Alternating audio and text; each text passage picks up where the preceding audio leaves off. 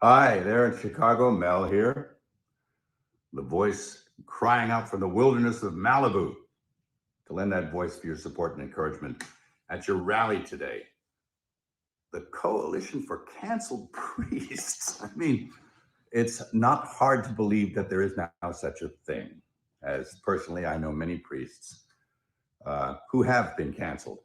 But not for the reasons you'd think. I mean, it's not like they did a hit and run drive and left the scene of the crime or embezzled church funds, stole the altar wine, or committed some other heinous crime. No, not at all. And who's persecuting them? Well, their own bishops. How's that?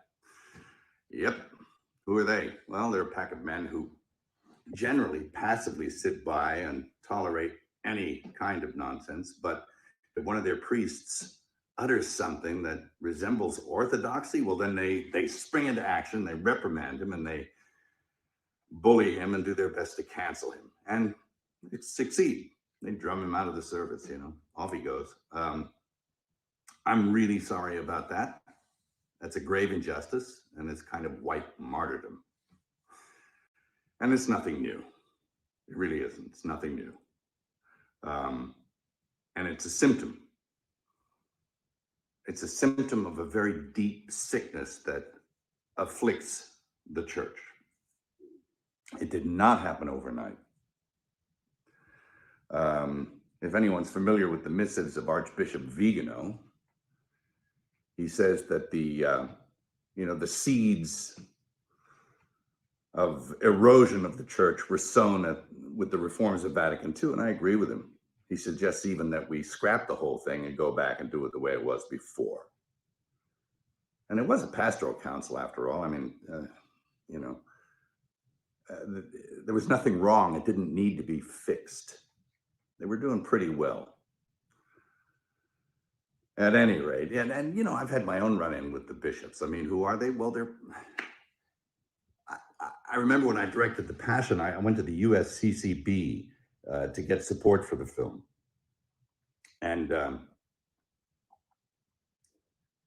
those men couldn't get away from me fast enough. And all but a few of them turned their back on me. And it was pretty telling about who they were. A pretty insipid bunch. And it doesn't look like anything's changed. Geez, I remember back in the 70s, old priests, good priests, who were bullied and persecuted by their bishops. There was a rash of it back then also, and it was because they wanted to maintain what it was that they were ordained to do. They didn't want to go along with the new liturgy and the reforms of Vatican II, and so that they were really heavily leaned on. It was never abrogated, the old Mass, never, and it still hasn't been. You can't. It's protected by quo primum. But they were bullied and badgered and put in insane asylums, and it was pretty sad to watch. And this kind of thing is now happening again. So, and how are we supposed to know the good guys from the bad guys? Well, we were given a standard by which to judge them. By their fruits, you'll know them. By their fruits. Anybody seen any good fruit lately? Well, it's tough. And look, I'm a pretty sinful guy. I mean, I'm as venal as the next guy. But I know the difference between a shepherd and a hireling. And I think that the vast majority of these bishops are just a bunch of hirelings,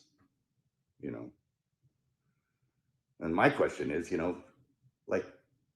who's hiring them? I don't think it's Jesus. Is it Francis? Who's hiring Francis?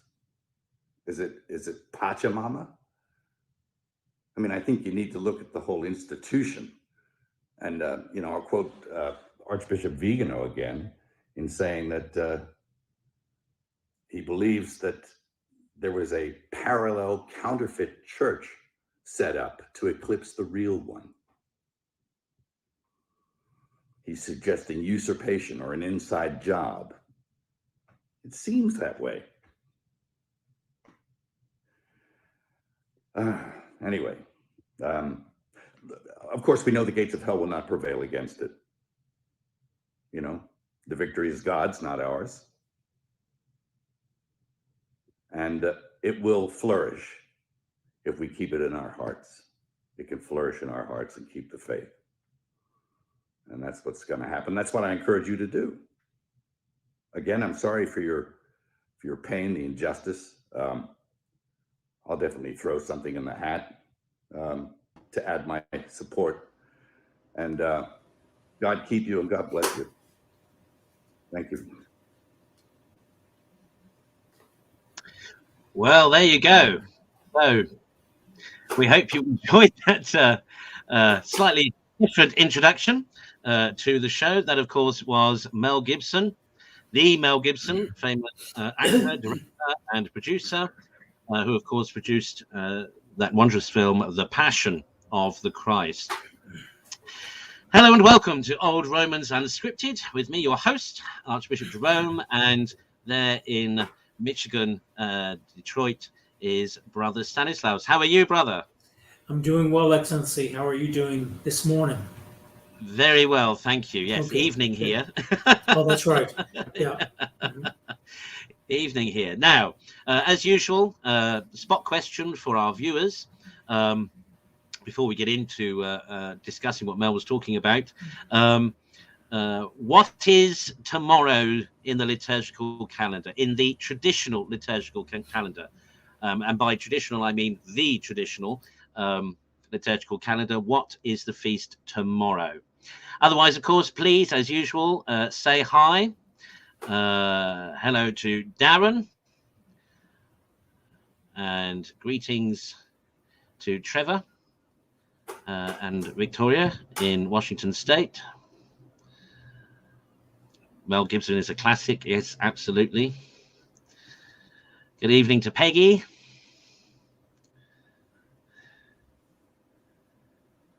And to Shirley.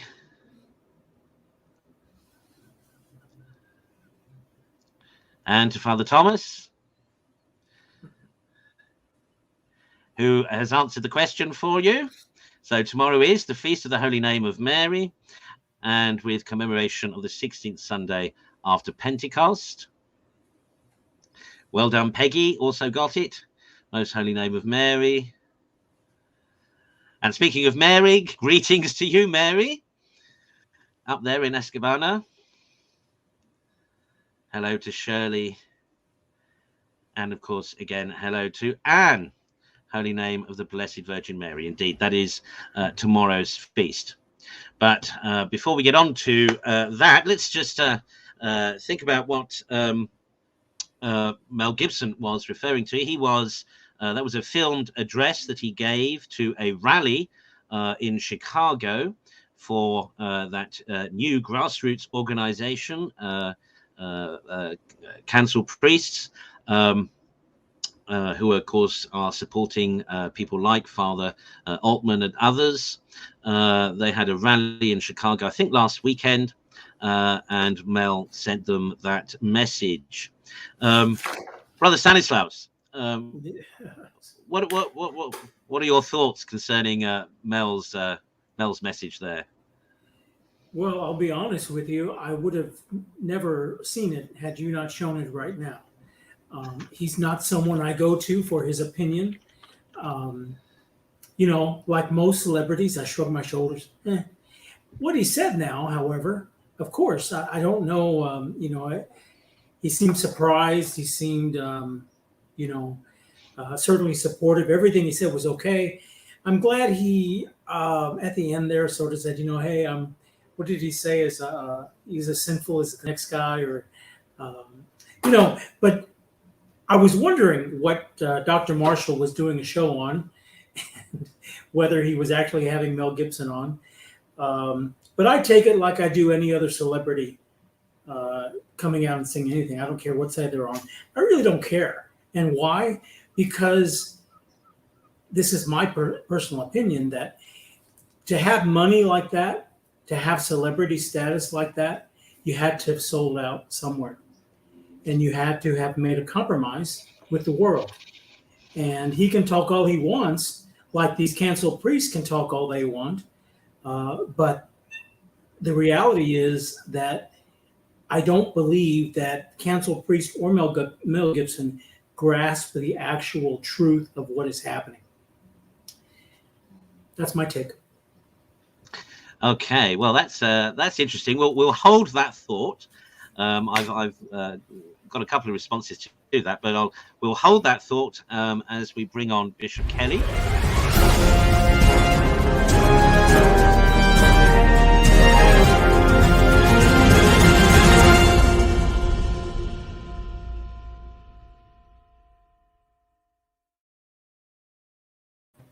Hello, Bishop Kelly. Oh, hello there. Good to be back. Good to be back. Nice to see you. Good to see you. Very good to see you. How are you? Pretty good. Can I say at the outset, any of our Irish listeners, watchers, if you want to put in the feed the update of the score of the All-Ireland final, I would greatly appreciate that. Yeah. Because I'm missing the second half today. Oh, well, we're very grateful to you for that. That's a sacrifice indeed. I'm just going to have a sip. It is. This is speaking of things Celtic. I'm just going to have a sip of my new beverage. As some of you know, I was in Scotland last week, or earlier this week, yes. and of course, this is the famous Iron Brew. Don't ask me what's Do you in like it. that? I don't know. I do. Nobody knows what's in it. It's a secret recipe. Do you like it? Yeah. I mean, I don't mind it. I mean, I sort of grew up. It's like Lucozade, I suppose, but most people don't like it. If they're new to it, they don't like it.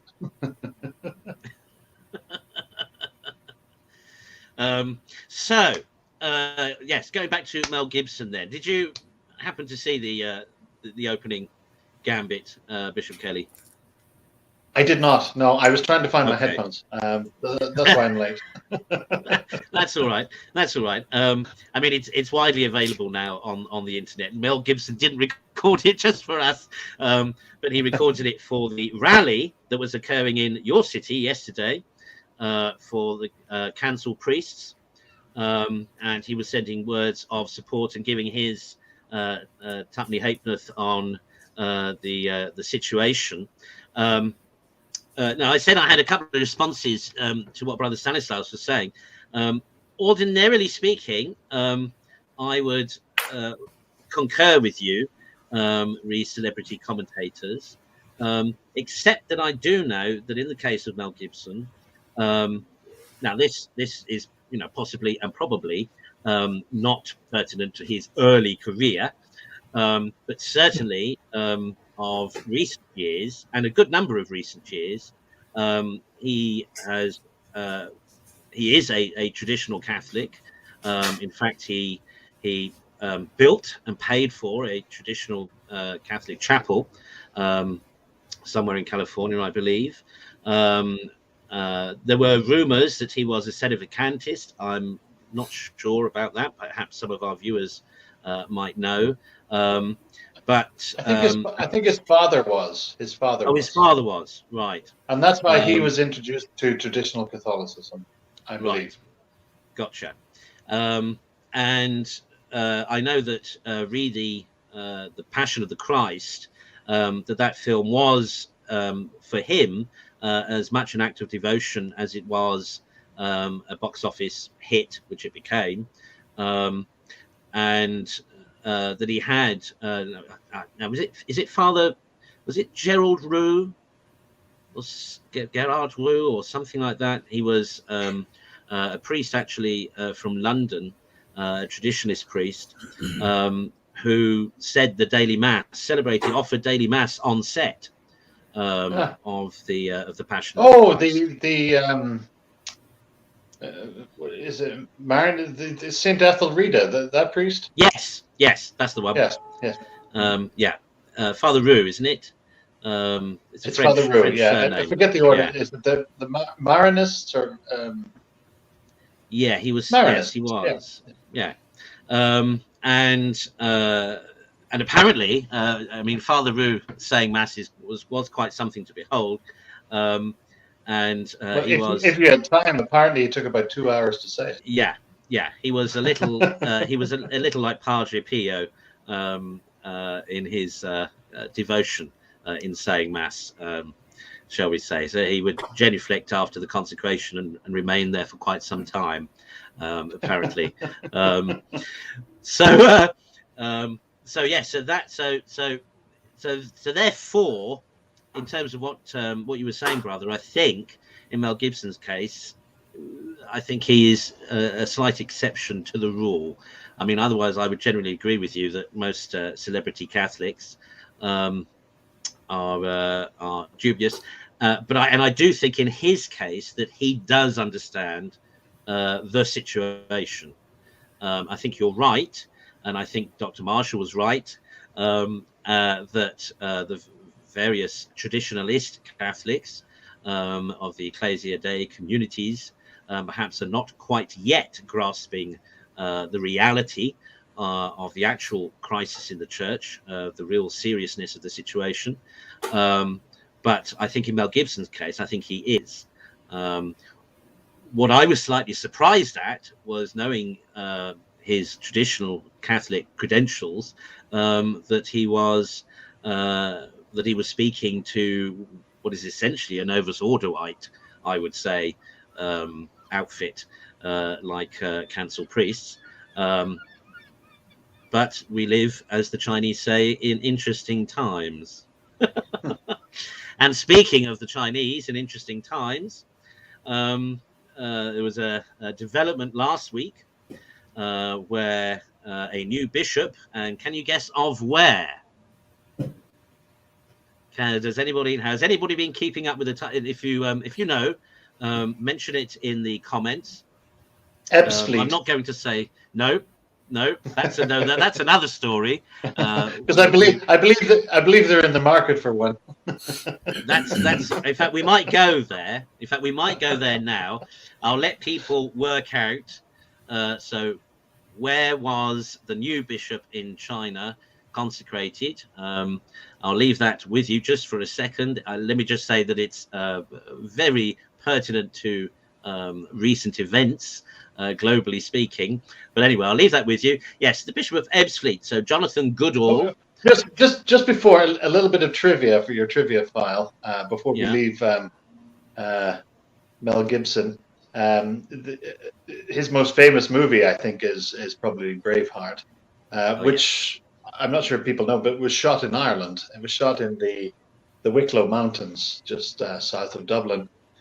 But if you recall the movie, there's a whole dialogue in Latin that happens in the movie, and they went to Newbridge College, which at the time was a boarding college for boys, run by the Dominican fathers, and there was a Father Hyacinth there and they employed him, Hyacinth being a Dominican saint, Jacek in Polish, which sounds a bit more masculine than Hyacinth.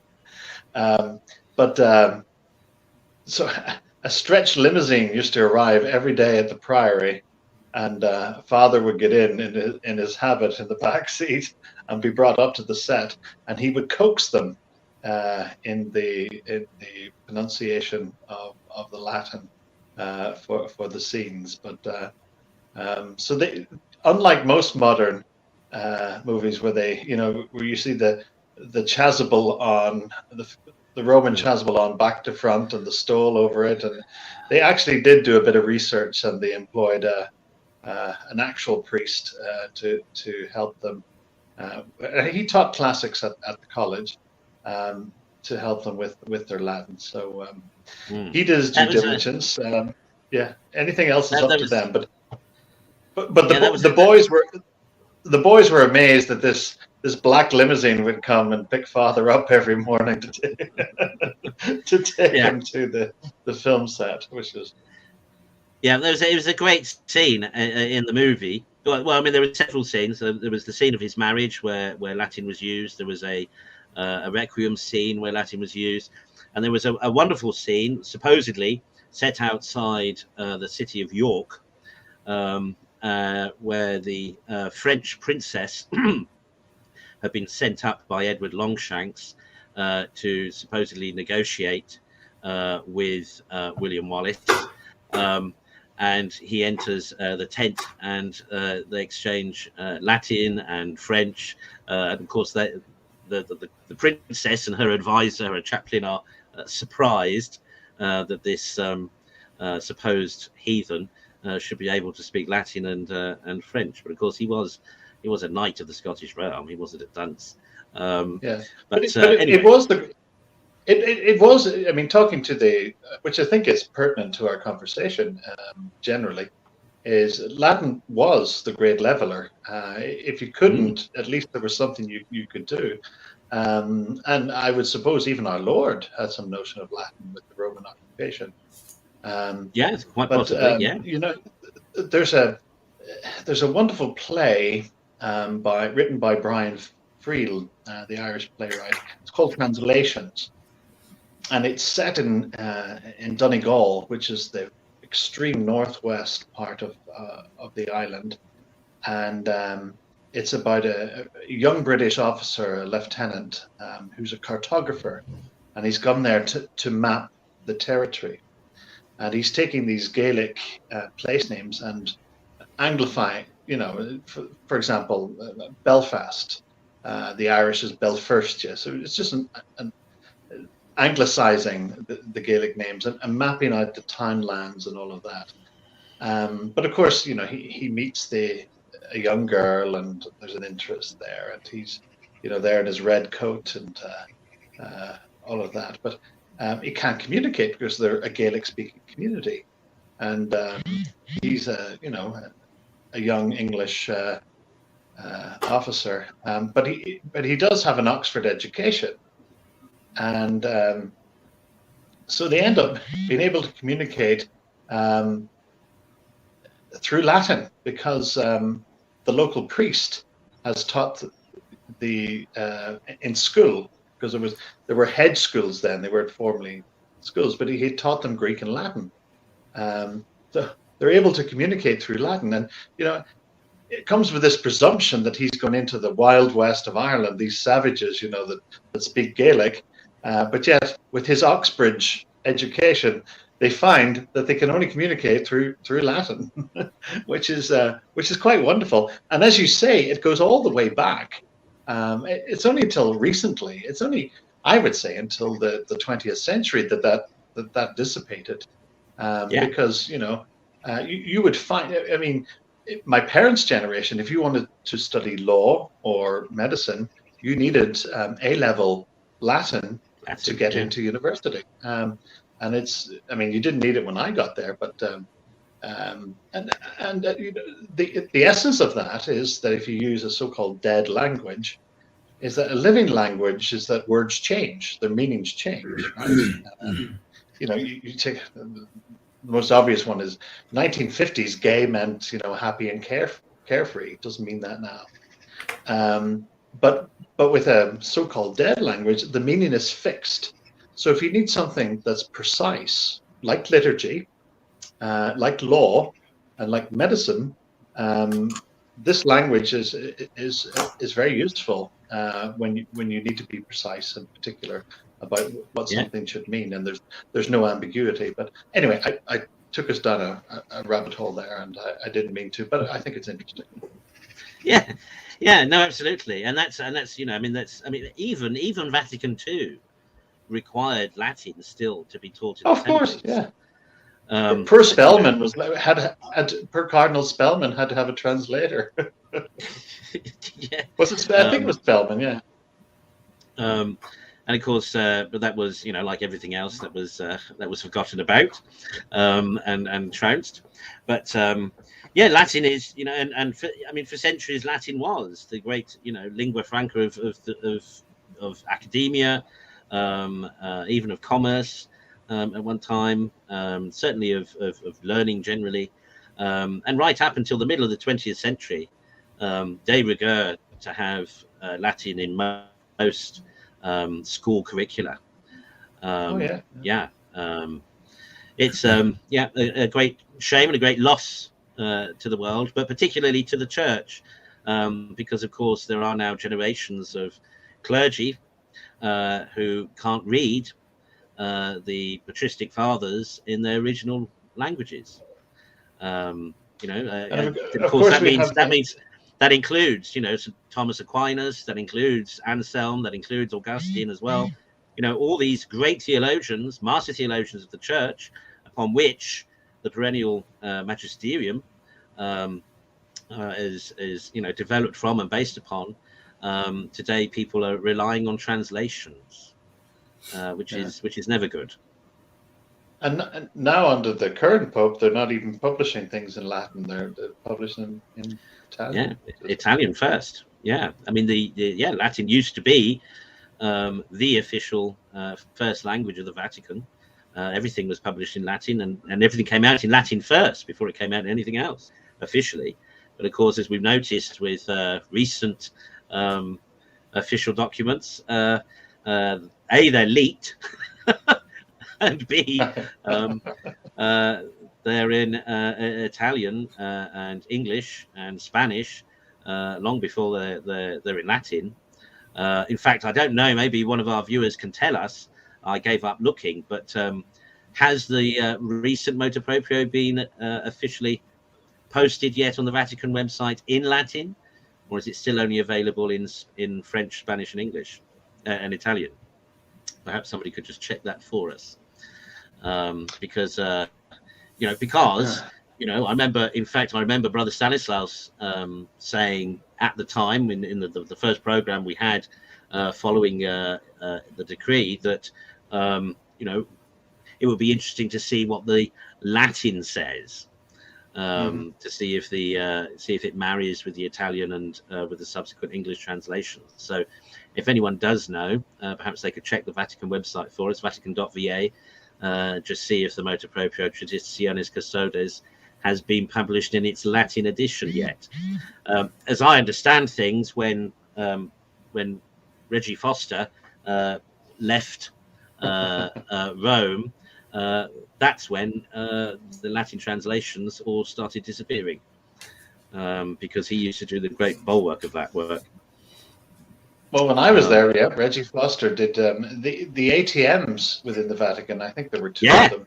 That's right. The Latin was an option. Yeah, that's right. Yeah, which I actually used once, just for the sport of it. But, I mean, there's a chap on YouTube who went to the Vatican, and he's a Latin student and was. Oh, I saw that. Do you know, I was surprised that the clergy did okay. Actually, they didn't do too badly. Yeah, no, it wasn't too bad. I thought it would be a lot worse, and perhaps it was heavily edited. But I think they understood more than they could say. if you get my Yes, meaning. because I think they understood everything he said, but they didn't quite know how to respond. No, and I mean, they broke the cardinal rule of the verb comes at the end of the sentence. Nobody did that. Not one of them. You know? Reggie would be turning in his grave. Oh, he would. But he probably give them the magical 7. He was famous for, if anyone here is not serious about Latin, I'll give you a 7 now, which was a pass, and then leave and don't come back. If you're serious, stay. You know. Yeah, absolutely. But, yeah. Cool. So, now where were we? Well, some people have replied actually to the question we put, and we can now go back to.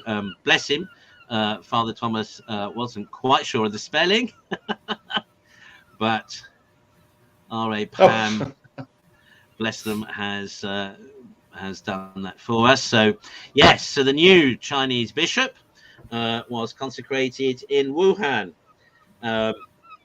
And of course, he is the 6th bishop since the New Deal that nobody really knows the workings of between the Vatican and the communist government and Chinese Catholic Patriotic Association.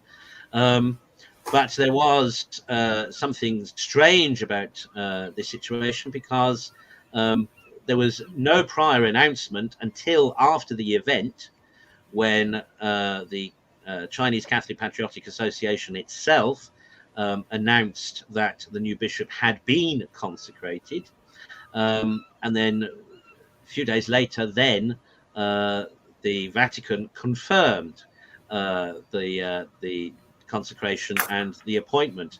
Now, there is a suggestion made by the Vatican spokesman that Pope Francis approved the appointment on June 23rd, and yet there's nothing in the Bollettino from the Vatican on the 23rd of June where all the usual appointments and announcements, etc., made. There's no mention there at all of this new bishop for China. So the speculation is that the New Deal, whatever it is, isn't quite working out as planned.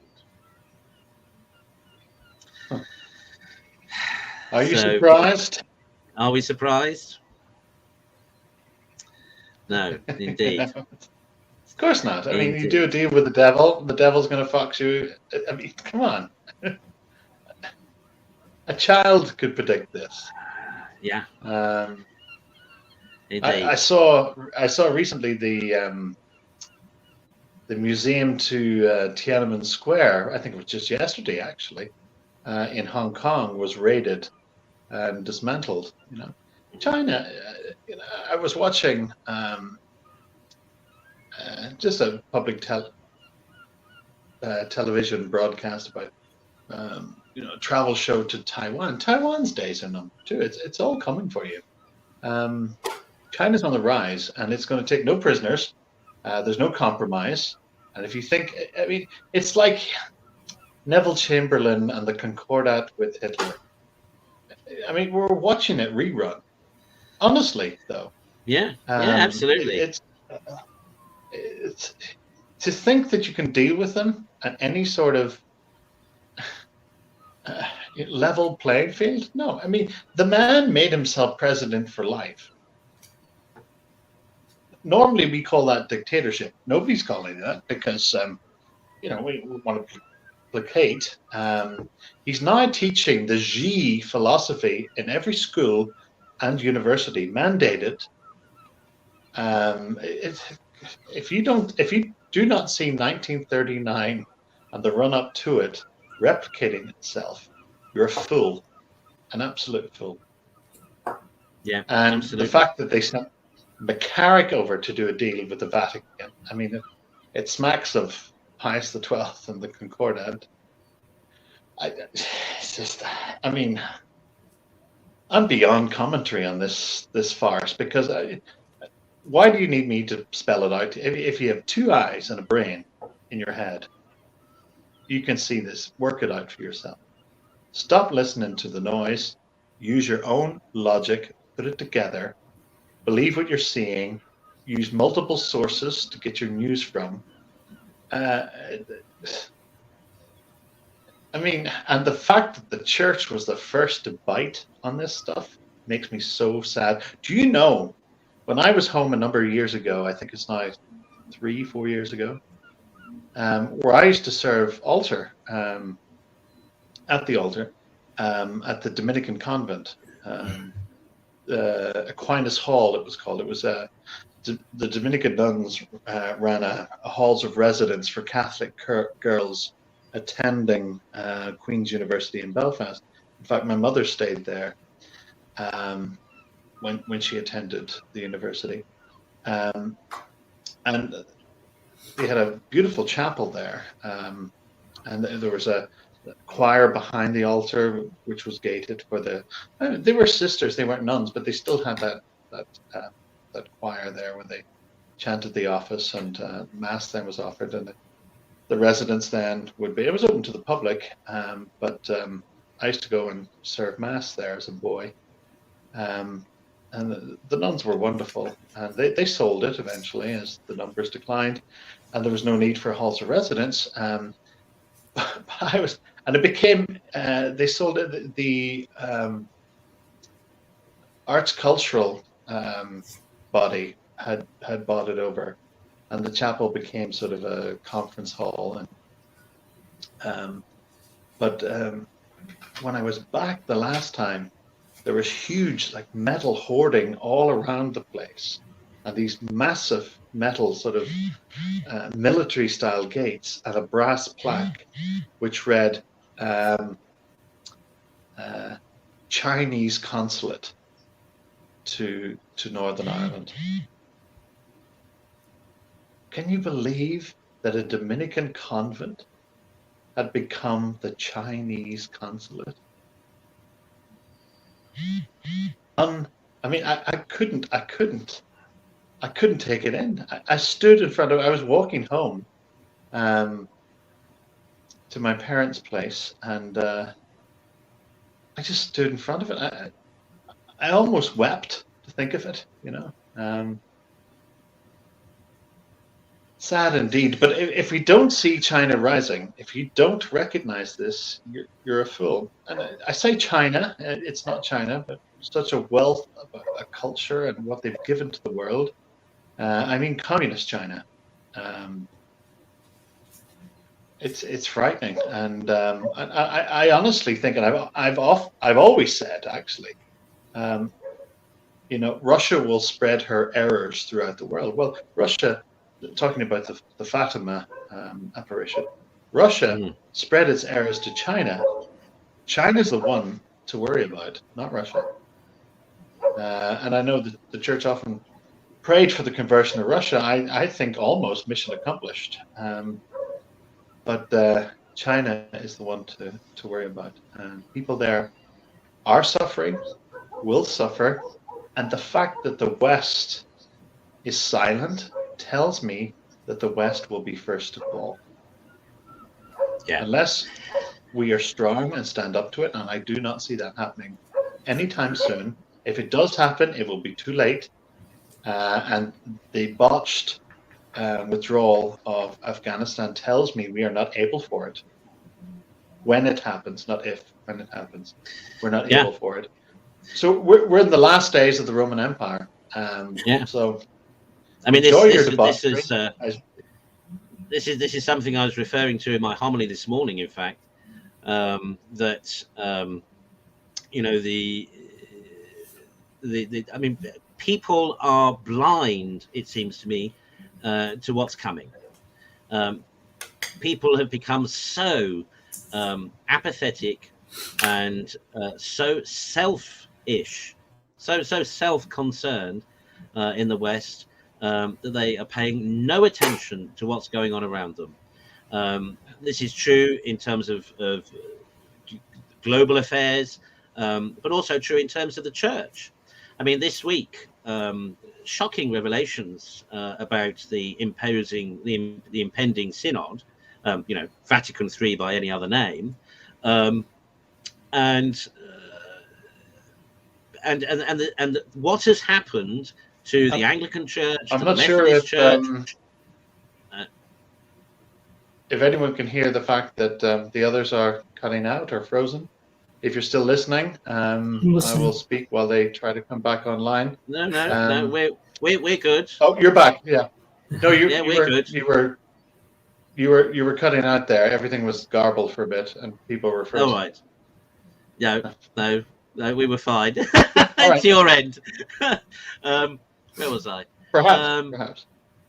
Where was I? So, so aside from the global affair, so the recent revelations this week concerning all things synod, and the same thing is going to happen to the Catholic Church as happened to recently to the Methodists, as happened to the Anglicans.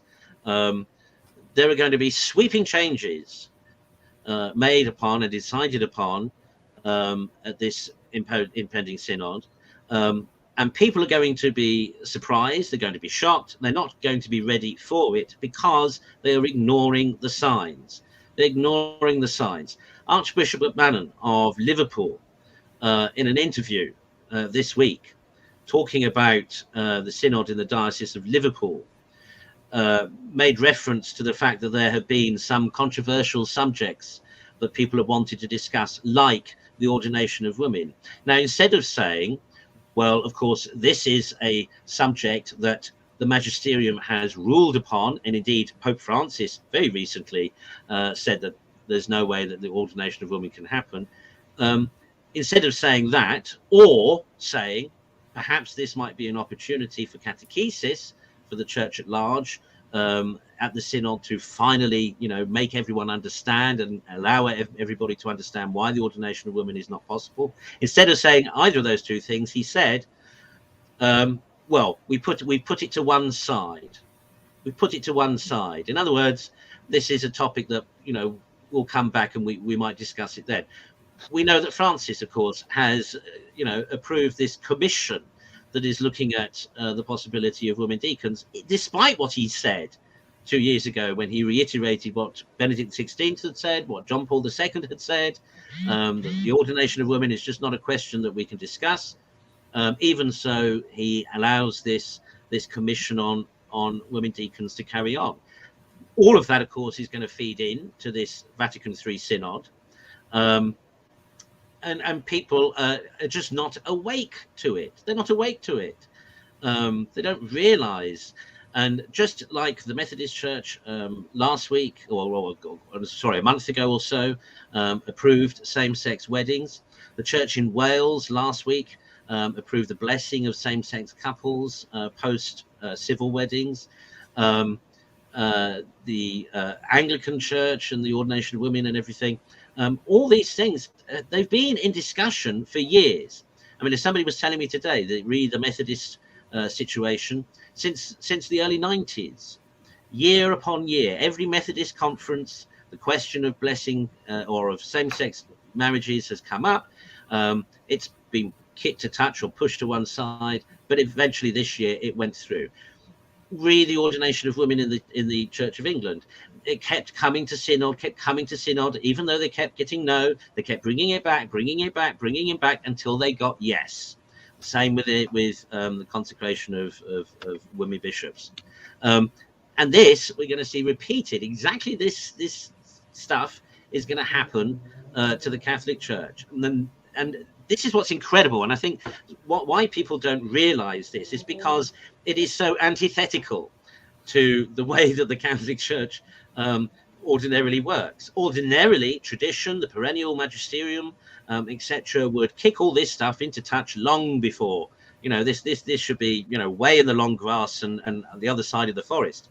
But since Vatican II, anything and everything is up for discussion, so it seems. Mm-hmm. And under this Pope, he is pushing that everything is oh well, who am I to judge? Who am I to know? Who am I to say?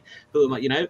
And everything is and people don't realize that this is what's happening. This is what's happening in the church. This stuff is going to happen. Yeah, it's a consequence of ecumenism, right? Once you start dialoguing, then you become the puppy dog of it. You're the newest member. So you want to be more woke than the next one. You're ultimately going to follow what they're doing. Is I'm going to do too, right?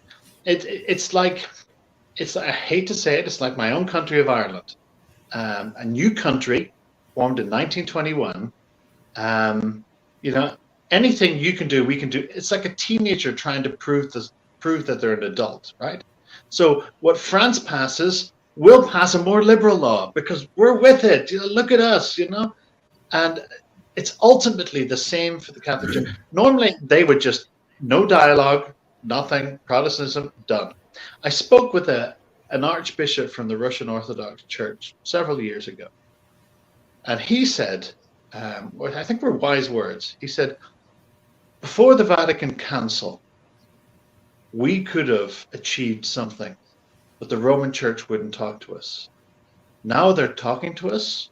We're not interested because it's not Christianity. I mean, those are cutting words, and they're very true. I mean, the liturgy was similar. The thought was similar. Now they're just throwing themselves at everything, and it's just crazy. I mean, the stuff that comes out that's tolerated, anything that's orthodox is squashed.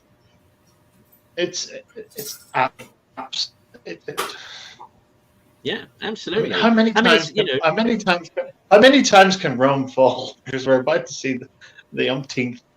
You know, and we've had the Goths, the Visigoths. It's.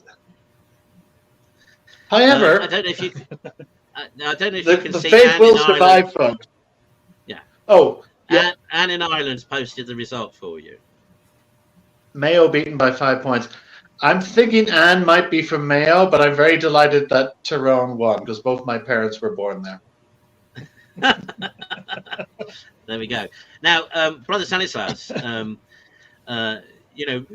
last night's show was touching upon this very thing, and you've coined, I think, a very apt phrase for the situation. You referred to the dark night of the church.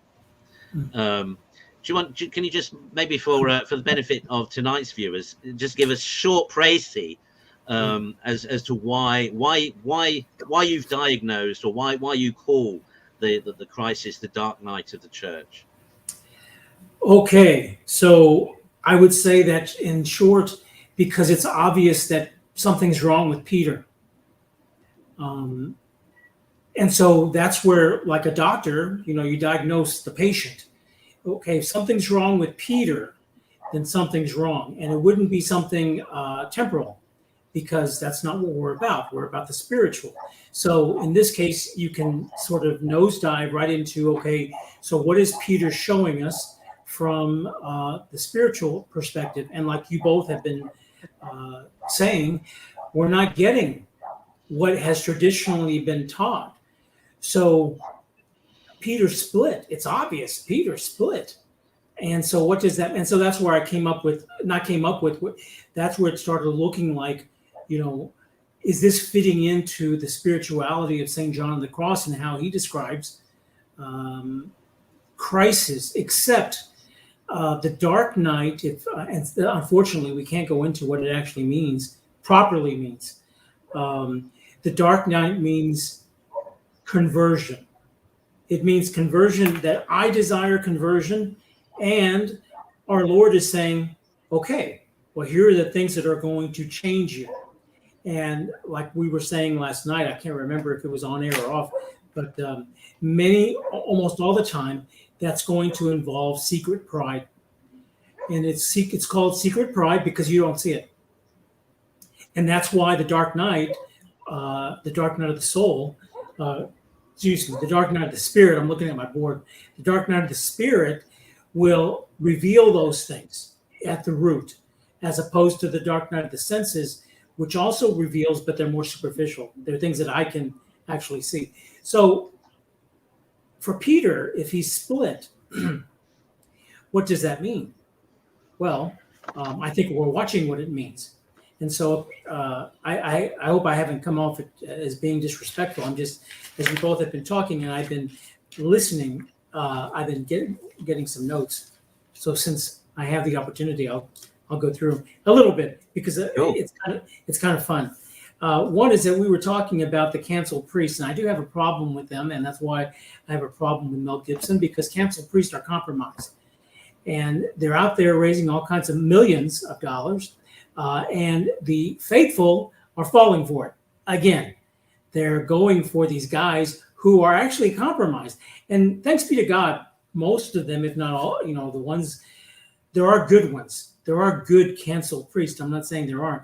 There are good ones, but even those good ones have not been properly trained in the traditional theology, in the traditional understanding. It means something. And what we pointed to yesterday was the interview that Francis gave to this Spanish journalist a few days ago, in which he said the way that someone would, the way a priest would seek permission through his bishop, and then the bishop to the Vatican to say the traditional rite would be, he would see it as just like someone asking to be by ritual, to get faculties to say another ritual, another approved rite, if I could say, usually apostolic rite. Okay, so for us, it seems to me what he did was to say, yeah, this is different. That what's being done now is the Roman Catholic Church new and improved. And it's different. He said it's different, that the old rite is a different ritual, and you would have to learn. So for me, that says it all. And what we've talked about for weeks on this Friday show, the Pope of Woke, the woke church, what's interesting to me is that the demonic is so revealing. It's always revealing. The thing is that we're not always looking. So like in woke, the thing about woke is when you're actually woke, if you're woke, like Hollywood and probably everybody that's compromised with Hollywood, if you're woke, you're actually blind. Woke doesn't make you awake, it blinds you. Yeah. So you hit on it there. You hit on, the people use the term woke, mm-hmm. And I prefer the term awake. If you're awake, you're dealing with facts. You can see the whole thing. If you're woke, I think you're sleepwalking. I mean, yeah. It's just nonsense. But I'd rather be awake than woke. Just to chime that in. If you want a T-shirt slogan, there you go. Well, I remember when it first started, and I kept waiting for that correction to come out, because I thought woke. I mean, my English is terrible, but even I know that wasn't right, and so, but they didn't. They adopted it as a movement, the woke movement, and that's when I realized, oh my gosh, there is something to it, because people, even Rome, has taken it. So even is it going to the Chinese? Okay.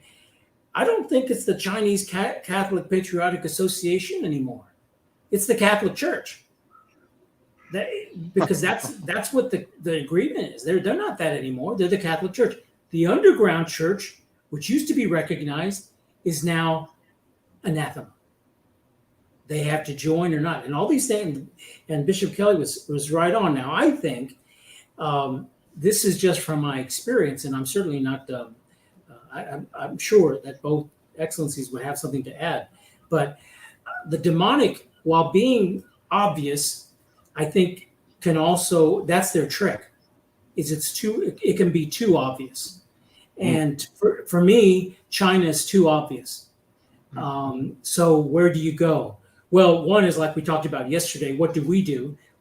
You cling to tradition, because when the popes woke, and the new leader of the world is China, what do? Well, you cling to tradition. That is the answer. However, I think the Third World War, Vatican III, all of it's already happening. It's happening in silence. That's to me, and maybe I'm going to get it for saying this, but I think that's the demonic. That's what they've learned from 1939, because they've learned, the demonic learns as well. And they're doing it again, okay, but now they've learned all these lessons. And I think that now is the time. It's their time.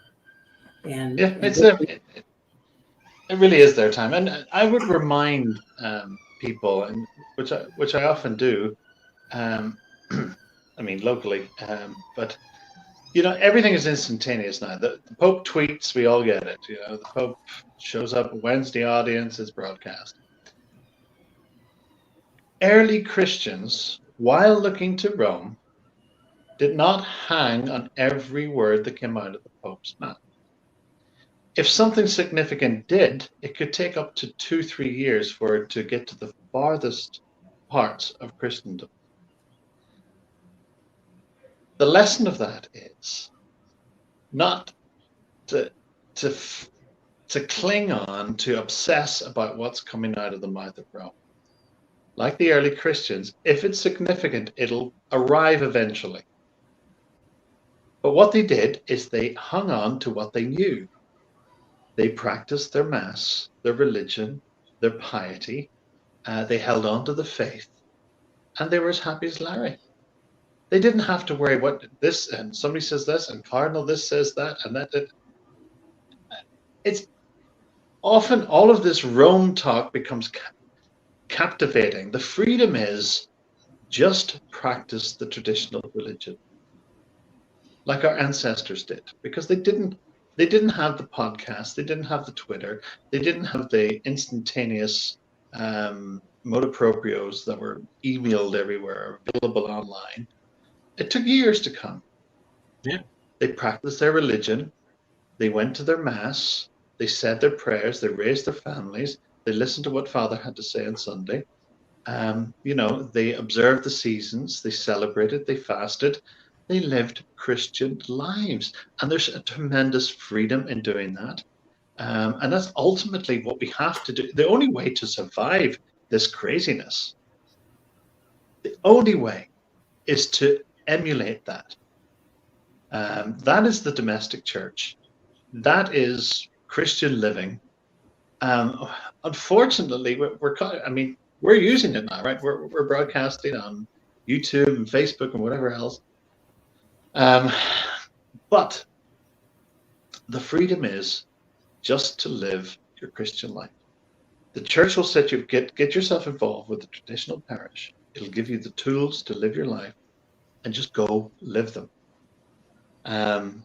Because we get frustrated, we get angry. Of course, you got to keep your finger on the pulse. But that's for some people, right? That's for us as bishops to do, and to worry about and to listen to this craziness. But for ordinary folk, I'm not saying if you're interested in it, of course, indulge, but don't let it control you. Don't let it ruin your day, because if it ruins your day, it has control over you. Christ should illumine your day, and set you free from this stuff. Well, I would say if it ruins your day, then work on your faith. Yeah, that's what I said. Christ should illumine your day, and this stuff ruin your day, then you got to reassess your relationship with Christ. You can't see my hand. Since I have both of you here, which is rare for me to have both of you in front of me, the objection, because everything, we've all done it. Okay, we've all made our choice in a sense. Okay, but the objection is going to be, you, by doing what you say to do, excommunicates me because I have to separate from Rome. How do you answer that? Because that is what that's and I do that's what they tell people, and that's what they hear, and they say, I'm not separating. I mean, and mostly that just is that mostly traditionally minded people, they're the first ones that will say that. I don't want to be separated from Rome. I don't see the dichotomy. I don't think I'm separated from Rome. I'm a Catholic. No. I recognize that Peter's throne is in Rome. I recognize the authority of the Pope, but I don't hang on every word that comes out of his mouth, especially the craziness. And I know that my faith dictates what I have to listen to, not what comes out of his mouth. And I think going back to the very fact that he said, for the Pope of Rome, to say that on the celebration of the anniversary of Martin Luther, that we are in the same mind as Martin Luther was in justification. I mean, that's heresy. Do you think I believe that? No, I believe what every pope believed until this one showed up. I recognize he holds the same. Look, there are many crazy bishops around the world. Perhaps I'm one of them. I probably am. I say some stupid things from time to time. You know, we're not all. You know, he wasn't speaking infallibly either. Thank God. But you know, it doesn't make it makes. I'm a Catholic. I'm a Catholic to my boots. I will die a Catholic and live proudly as a Catholic. And I do not reject the Pope of Rome. I do not reject the authority of Rome either. But when he's, as we say in the States, cray-cray, I'm not going to listen to that. Look, we have a president who obviously suffers from dementia. Do you think I'm going to listen to that either? No, I have my own mind. God, it's like one of the best things that Pope John Paul II did, and he didn't do many, was Fides et Ratio. Faith and reason. That's a wonderful document. It's basically a philosophical document. He's a philosopher rather than a theologian. But the use of it's all Thomas Aquinas. It's the use of faith and reason. We are endowed with what separates us from the other two souls, being the animal and the vegetative, is reason, and we have to use it. We have to deduct for ourselves what is true, and that's our path to the truth. No, we are bound to listen to Peter when he speaks ex cathedra, or at least to engage with that seriously. But these musings at a Wednesday audience, no, I don't have to take that. I mean, you know, if he orders the crab instead of the venison, it's the same thing. I don't care. That's his choice. If he, you know, honestly, it doesn't make me any less Catholic. That's the point. No. And your course, Catholicism, course, your Catholicism read the church in China. Read the church in China. They are in exactly the same situation as we were 150 years ago. Yes, they've exactly the same situation where Pius IX suddenly said, "Right, I'm not going to acknowledge the primitive Catholic Church in Holland anymore. I'm going to acknowledge this new hierarchy that I've established." Pope Francis has done exactly the same thing. He says, "I'm not going to recognize the primitive Catholic Church that went underground because of the communists. Instead, I'm going to recognize and make legitimate the Patriotic Association." Exactly the same thing. Do we say that the underground Catholics in China are now excommunicated? No. Do we now say that they are no longer Catholics? No. Can we say that? No. Just like us as Old Romans. You know, we are Catholics. We've always been Catholics. There's been no question about our beliefs. You know, we are always what we were. You know, and you know, this is, you know, for those, because I know some people perhaps don't quite understand who Old Romans are, but in a nutshell, that's exactly the situation.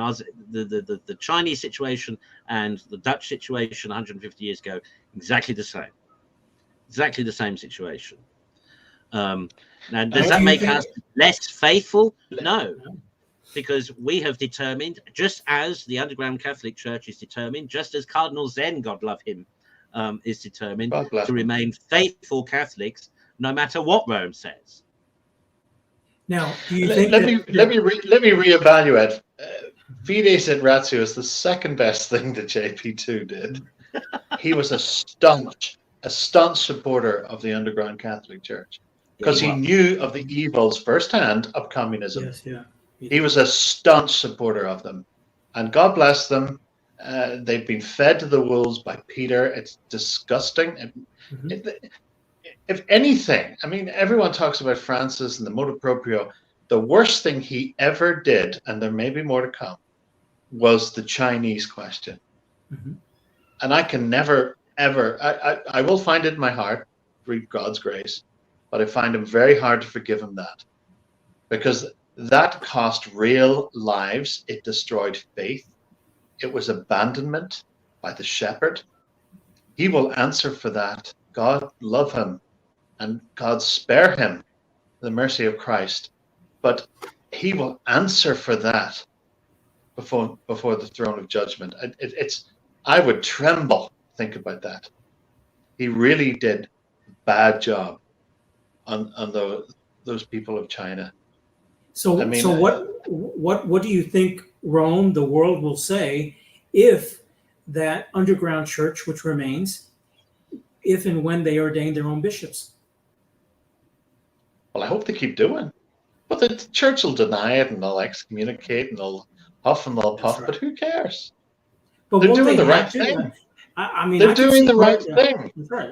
I could see the shepherd fed them to the wolves. What are they going to do? Either they starve or survive. You know, they've got to provide for their own. It's just heartbreaking. And of course, the irony, re the Chinese situation is that prior in canon law, consecrating a bishop without pontifical mandate was not an excommunicable offence. That's right. Yeah. Prior to the 20th century, I mean, it was a bad thing, but it didn't automatically incur an excommunication. Yeah.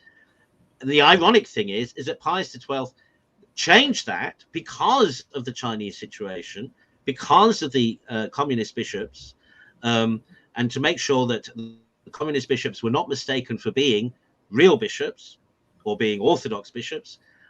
He changed the law. He changed the canon law to say that if you consecrate without a pontifical mandate, that is now an excommunicable offence reserved to the Holy See. So, interesting times now, because apparently now those bishops who previously were excommunicated are now legitimate. I mean, but no. I mean, I'm not aware of any decree that has said that. Is anybody aware of a decree from Rome saying that the communist bishops were now not excommunicated? Don't know, but well, so we have this ironic situation now where you could have Catholic bishops from the underground now supposedly excommunicated, now supposedly excommunicable. It's crazy. Yes, and that's my point to so many who are now watching that. That's what really you guys are. Underground bishops, holding the tradition, and there'll be others after you. And that's what we have given, in a way, given up is what the world sees as faithfulness to Rome. We are being faithful to Rome. But we are being faithful. We are being faithful, as Marcel Lefebvre famously said, to eternal Rome. To eternal Rome.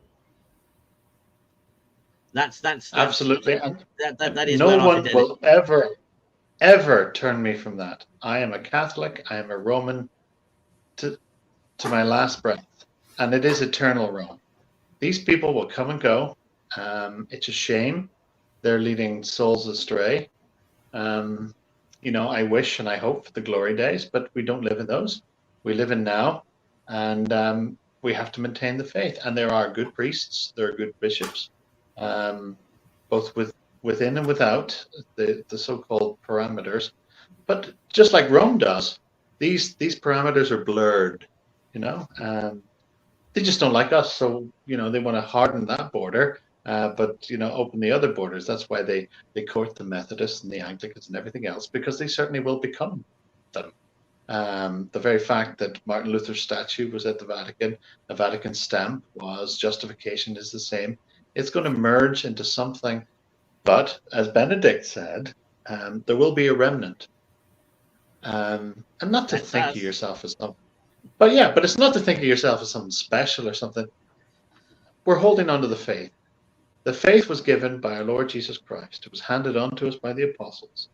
And down through the centuries it came. Men and women fought and died for it. They held the belief. Hold the belief. And not to hold it for like, oh, I must hold this down. Don't be bitter about it. Enjoy it. Live your life as a Catholic. It's the most enjoyable experience. I mean, the amount of feasting we do way outwells the fasting. It's an enjoyable thing because we have the joy of the freedom of Jesus Christ, which is the freedom of death and eternal life. Live it, enjoy it, bring your children up, watch them smile, embrace them in it, coax them in it. It's the only defense against this world. Just love it. It is absolutely a wonderful faith, a wonderful way of life. And you have to think, it's not just I'm a good Catholic, I go to Mass on Sundays. It's a way of life, just like for Orthodox Jews or the Amish or anyone else who takes their faith seriously. Devout Muslims, take your faith seriously. Don't be Joe Biden. Don't be saying I'm a very devout Catholic and then just, spout something else. Live your faith. Every time you pass a chapel or a church, cross yourself. Every time an ambulance waits by, cross yourself and say a prayer for the afflicted. Wear appropriate dress. If you can, wear a cross in your lapel or around your neck. Say your rosary if you're on a train or public transport to pass the time. Take the beads out. Just live your faith. Say no to meat on Fridays if somebody offers. But enjoy it. When we come to great feasts, just pull all the stops out. Invite your neighbors over. This is how we do Christmas. This is how we do, whatever feast it happens to be. Invite them over. Let the wine flow. Have the cakes and the food and impress them. That's joyously living your faith. It's not doom and gloom. And often, traditional Catholics, because we're up against it, the perception is, that, oh, we're so persecuted. I don't feel persecuted. These people are idiots. I mean, I'd love to free them from I don't mind being persecuted. I don't mind being persecuted. I'm more than happy to be crucified for the faith. But I don't. Do you feel? I don't feel persecuted. I dismiss these people as. I just dismiss. Yeah, I mean, it's like water off a duck's back. Yeah, it's silliness. It really is silliness. I mean, and it's because we have the faith. Because we have the sacraments, because we cling fast to tradition, we're able to do that. And I mean, it really is. It is freeing. I used to, and I see so many. Well, not so many, but I see a lot of traditional Catholics who are bitter, and I understand why, because I've been there. But if you, as you said, Archbishop, if you truly live your faith, who cares? Convince them, like our Lord said, convince them by your love. Be happy. Give them a reason to want to inquire what's up with you, Just don't be bitter about it. Look, these people will come and go. They're always going to say bitter things. That's the situation we're in.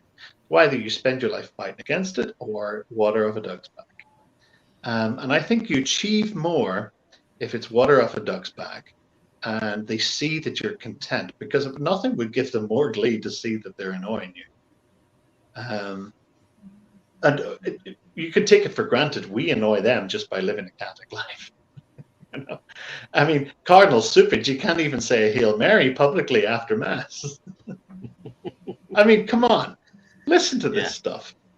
Yeah, if that doesn't tell you anything, the priest cannot lead a Hail Mary publicly after the celebration of Mass, coming from the Archbishop of a diocese. Now, of course, really? remember that a retraction has since been made about that. It has. I didn't read that. Can I say it again? You can say it privately, apparently. Well, no. Well, I don't know about that, but the the point was that the priest who said that the cardinal had forbidden has now retracted that, and said that the cardinal hadn't said. Now, I think the cardinal had said, but they're just backtracking, and they're using him as a scapegoat. But yeah, I mean, all we can do. I mean, and the whole point of this program, and most of the programs, well, no, not most of the program. The whole point of this program, particularly, and Friday night and Monday night, is to help people to see and understand the issues and the errors and the contradictions.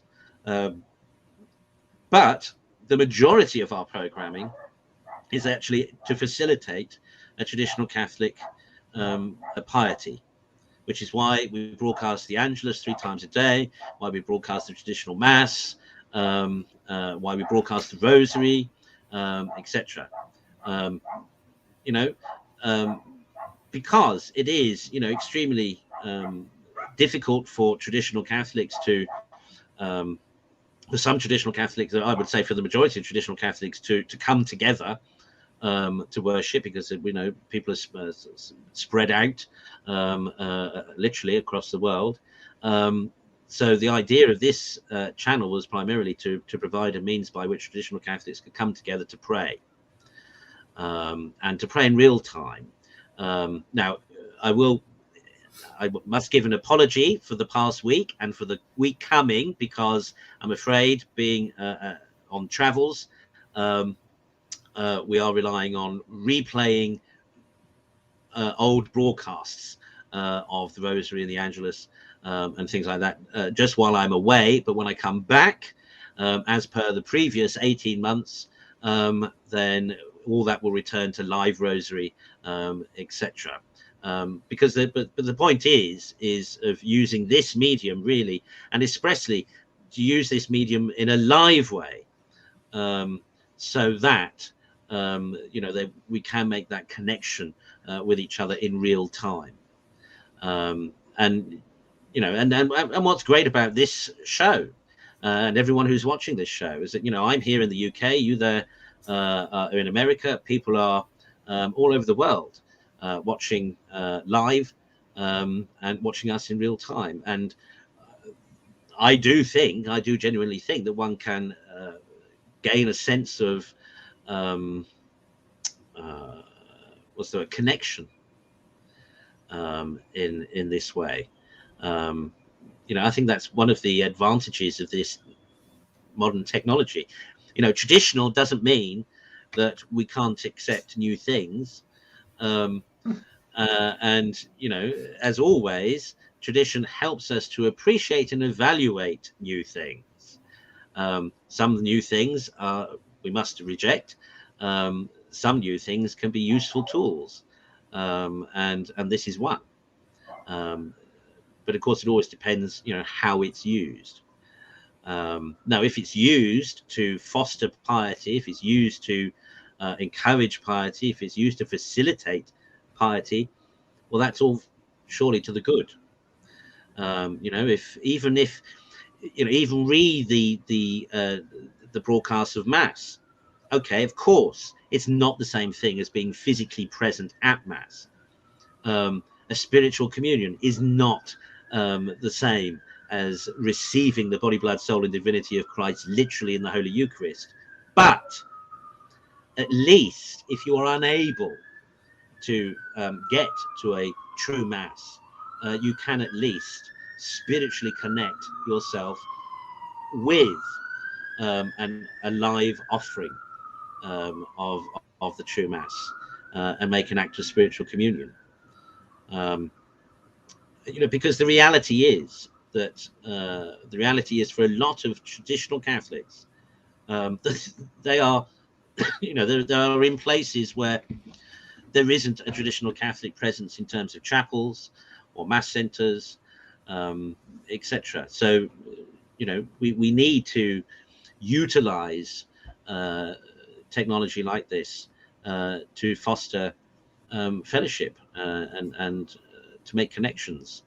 And I think this is working. This is working. Yeah, and I think there's a good balance on this channel between devotional and prayerful and bolstering Christian life offerings. And this show's a bit of an outlier because we deal with current affairs, hot topics. It's unscripted. None of us prepared this. We're just no idea what we're going to talk about. No, not at all. And I hope we do it in a critical way, and I mean that in the true sense of the word, that we look at it and critique it from various angles with our mind, not with our prejudices. I hope. I mean, of course, we're coming from a traditional slant, and I also hope we do it in a humorous way that lightens the craziness of or counterbalances the craziness of this world. And I hope people find that useful. And I hope that the humor that we inject into it helps people not be burdened or take things too seriously, and know that remember the words of our Lord, that my yoke is easy, my burden is light. To not to be overburdened. If we have faith in Christ, what's to worry? Whatever comes, be it fire or sword. Nothing really matters if we have faith in our Lord. But I think it's a good balance. I think this show is the outlier to much of what we put out, which is faith-based and devotional-based, and of course the broadcast of Holy Mass, which is wonderful. And but if people enjoy this, I hope you do and like it and signify that you do, and that we're not just spewing out hot air, but I hope people have a bit of fun with this show. It's meant to be serious, but the best thing you can do with your enemy is to laugh in his face. So I hope you get that too. Yeah. Isn't that right? It's true, though. It's true. Yeah. Cool. Brother, is there anything else you want to add? I don't know. I just going off with a lot of I agree with you, everything said, and it's come up a couple of times in the last couple of weeks, but I think Judaism is adolescent and Islam is obdurate. I don't think I could ever say that there's something, that's just it, is that even though Pope Francis, what he said, the Jews are very angry with him for saying there's no life in Judaism. He's, is there? We don't direct people to Judaism or Islam. Well, surely the central claim of the faith is that Jesus was the Messiah, and Jesus himself said, "I have come to fulfill," and he did. After that, what's to discuss? Yeah, exactly. So, I think we might, or I could, or whoever says something like that could come off as a little nutty. But, I'm thankful for some of these faithful Jewish communities in this country because they're safe places to go, in the sense that you can feel safe there. They're not crazy. They're not bad neighborhoods. And they're disappearing like the rest of them. But they too need to see. And then I guess I'm just looking down at my notes. Earlier, we're talking about the attention. Notes? This is unscripted. Yeah. No notes. Oh, these are new notes. Believe me, just from what I've heard today. But one of the reasons I'm so hard on everybody, on the world, on Catholics, on traditional Catholics, is because we have everything. You can get whatever you want, and they are. Text, email, phone, computer. They can get whatever they want. The biggest problem that I see is they're rejecting it. And see, in the past, when we didn't have this, you could make that excuse for them. That, it's not there. Oh, it's there. And they are reading it because they're rejecting it. They're saying, no, my God would not treat anybody that way. my Jesus would never say that to somebody, And that's no, obviously, the people who say that have never ever cracked a Bible. Yeah, Honestly, the stuff that Jesus said, they'd be shocked. I mean, you really have to smell insults to bring them around. Jesus, more than anybody else in Scripture, even St. Paul, talks about hell. Yeah.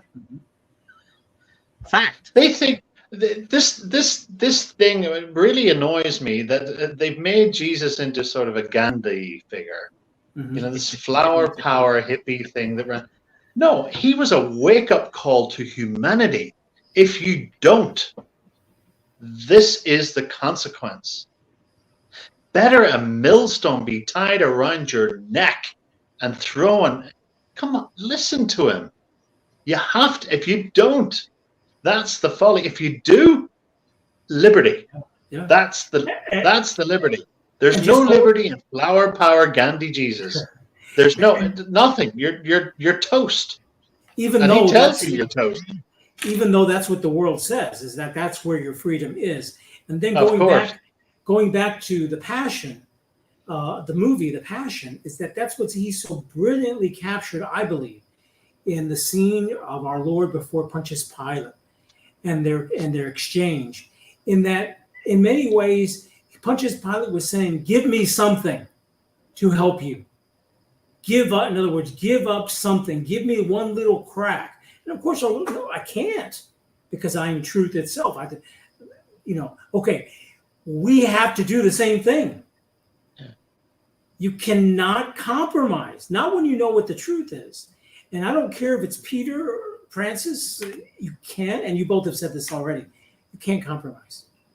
You can't. And that's where we are. Why? Why would you? Why would you give it all up for just a compromise? I mean, that's Delilah and Samson. I mean, it's why throw it all away?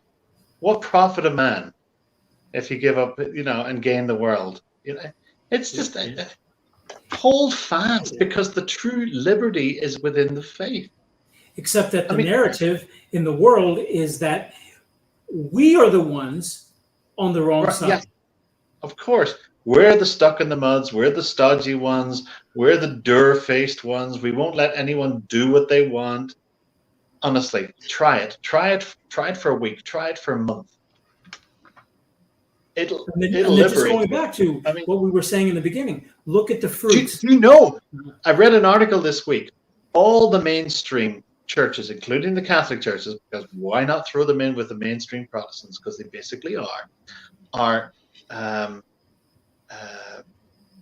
what do you call it? Losing parishioners at 20% a year decline. The only faith group, Christian faith group, and for the theologians that might want to email me, I'm putting quotation marks around this, that are gaining in the United States are the Amish. And it's not because of the lifestyle, although that has something to do with it. It's because of what they call the code. There is a set form of beliefs that you must live your life to, parameters. Now, we as Catholics used to have that. Some of us still do. And it's within that, what the world tells you is restrictions, this code that you need to lead your life with. It's tremendous. It's there to make you free. It's not there to restrict you. And that's why they're gaining. And they think I think they projected to 80 years' time, they will be the predominant. If things keep going, they will be the predominant Christian domination in the United States in 80 years. Except I was wondering about. But all the other mainstream ones are like no code, anything goes. Episcopalian, you want to marry your dog, mother will have a service tomorrow. And the Methodist, whatever it happens to be. It's all laissez-faire, whatever makes you feel good. They actually have a code. Now, perhaps they didn't mention the Orthodox, so perhaps they may have a chance. Well, that's what I was wondering. Did they mention the non-denominational? They did. No, they did. Actually, they did, and they are also bleeding numbers. because you wouldn't know it. Go check out any non-denominational megachurch on Sundays. But they're still bleeding numbers according to this. Yeah, I don't see that, but the reason why I ask, because non-denominational, that's why I think that's why they're so popular, because they're nothing. But you can say you went to coming from Northern Ireland, I never understood this thing non-denominational. It's American for sure. Yeah, it's totally American. If you're not Catholic, you're Protestant. There's just two things. Even if you're Jewish, you're Catholic Jew, you're Protestant Jew. There's just two. And of course, one of the things that I appreciate about the Amish and the Bruderhof and similar communities is the lifestyle, is the fact that they are intentional. They live their lives intentionally imbued with their faith. And of course, the code comes from their faith, but it's the shame is that the vast majority of Catholic Christians do not themselves live or realize actually that we ought to be living our lives in a similar kind of way. We should. It's not about being secular the rest of the week and holy for an hour on Sunday. Apart from priests and religious, we as Christians have never adopted a mode of dress, unlike the Muslims or the Jews or other religions. But it doesn't mean that perhaps that would help remind you. I mean, often when I put on my cassock, I'm reminded of my purpose, and it does remind me of who I am and my purpose in life. But we as Christians have to live an intentional life. The first word upon your lips when you wake in the morning should be the word of Jesus. You should have his name upon your lips, and the last word also. And when to say your morning prayers, to make the sign of the cross with holy water, to get up, to get your children ready, and when they leave the house for school, to make sure they make the sign of the cross, to gather at evening and give thanks and say grace for the food that you have, to celebrate the feasts, to attend Holy Mass on Sunday and holy days of obligation, to go through the rituals, to fast on a Friday. All of this is an intentional way of life. And we don't have to make a big deal of it. And as I said, we never adopted a mode of dress apart from our clergy and religious. But when somebody and a principle of modesty, there's principle, yeah. Of course. I didn't think I needed to say it, but yes, I should. But when somebody offers you a sausage on a Friday, just say no. And if they ask why, don't laud it over that I'm better. Well, I don't have it. No, just say I abstain, and tell them the reason why you abstain, why Friday is a particular day, and why you fast. And I mean, people, you'd be very, very surprised how many people can tap in the way you present it. This whole thing about dieting and coming from me, I know. But people doing this 5-3, 5-2 thing, fasting, all that sort of stuff. I would say, well, as a traditional Catholic, I fast on a Friday. I think at least once a week you can fast, and they hone in on it. Yeah, I'd be trying that. I'd be doing the 5-2 diet. I'd be fasting 2 days a week. All right, well, we've been doing that forever, Wednesdays and Fridays, but they tap in a different level, and it's your opportunity just to explain your position. I mean, are you going to convert them? Possibly, maybe, perhaps not, more likely not. But you planted the seed in their head, and they don't think it's just crazy religious nutcase. They've bonded with you in some other level, and they've taken something away. Right? They do it because they want to have the magazine body, but we're doing it because of our faith, and because Jesus died for our sins, and Friday is a hallowed day, and the fact that he gave up the ghost in order to be resurrected, that we may also enjoy that. And so you've communicated, you've evangelized in some level, and they will not forget that. So just honestly, if I can, I've said it before, enjoy your Christian life, intentionally lead it. Honestly, just who gives a damn? You know, I have friends who are, they call them Scottish friends. I know you've been in Scotland. They call themselves serial kilters. They wear a kilt every day. It's odd, but they don't care. You know, they just do it, and they get remarks. But it's become a way of life, and they don't apologize for it. And if somebody's genuinely interested, it's because they're celebrating their Scottish heritage,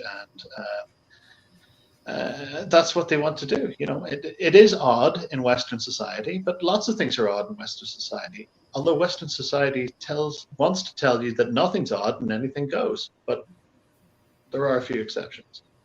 And I should start a new channel called Catholicism and Kilts, because they're the two things that that Western society perhaps find us odd. I don't know, but yeah, the point being, intentionally live the way. You will get criticism, you will get questions, which is better because you can answer, but enjoy it. Enjoy the freedom of it. To be able to live your life the way that Christ wants you to live. I mean, that is ultimate freedom, no matter what anyone else tells you. And enjoy it, and enjoy your family enjoying it. You know, I'll use a word that you're not supposed to use, indoctrinate them in it. The word doctrine comes from teaching. Teach them about the faith, the freedom of the faith, and teach them to enjoy it. Have them enjoy Easter eggs, Christmas presents, and the build up to it by restricting and then enjoying. Celebrate their names day, celebrate the day of their baptism as well as their birthdays. There's two more feasts that non-Christians don't have, right? They have birthday, but they don't have their names day, and they don't have their baptismal day, right? So 3 cakes are better than 1. Trust me.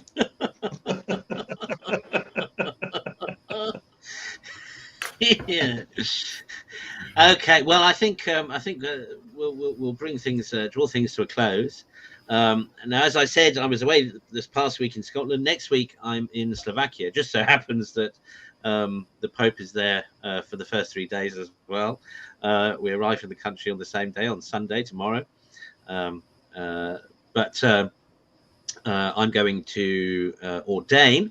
So on the Feast of the Holy Cross, which is on Tuesday, and Ember Saturday next week, I shall be ordaining. So of your charity, please hold me and the ordinandi in your prayers, and for the traditional faithful in Slovakia, at what is the beginnings of a traditional Catholic presence in the country. So please, of your charity, please do pray for me, for the ordinandi, for the faithful, and for the mission there in Slovakia. Hopefully we will be back next week, even though I'm in Slovakia. Hopefully we three will gather again next week, perhaps Father Tom if he's available as well, and we can chew the cud, as it were, over next week's revelations. And it's incredible, really. You know, I mean, despite the fact that we've been now on air for coming up to over an hour and a half, there is so much we didn't talk about. It's incredible what's going on in the world and in the church at the present time, but we will get round to it all. Don't you worry about that. Don't forget, so there won't be domestic church this coming Monday. Apologies for that. Brother, there'll be a show on Friday? I plan on being on for certain. God willing. Brilliant. Okay. So next Friday and Saturday, we hope to see you then. Through the week, as with last week, there will be Rosary, the Angelus, and everything else as usual. There maybe live broadcasts of the Mass. Certainly, we're hoping to broadcast the ordination liturgies on Holy Cross Day and next Saturday, Ember Tide. They'll be broadcast live from the chapel of the Archbishop's Palace, or the historic Archbishop's Palace in Bratislava. So it's a beautiful Baroque chapel. God willing, you'll be able to see that on air. Right. Bishop Kelly, would you be so kind as to give us a blessing? Absolutely. I extend my blessing to all of you who are watching and may watch this in the future. And I extend my blessing, of course, to you, Archbishop, and for safe travels, and to the ordinands in Slovakia. The Lord be with you. And with thy spirit. May the blessing of Almighty God, the Father, the Son, and the Holy Ghost descend upon you and remain amongst you forever. Amen. Amen. Amen. Well, it's goodbye from me. It's goodbye from them. Excellent. And we'll see you all soon. Take care. God bless. Bye for now. Bye-bye.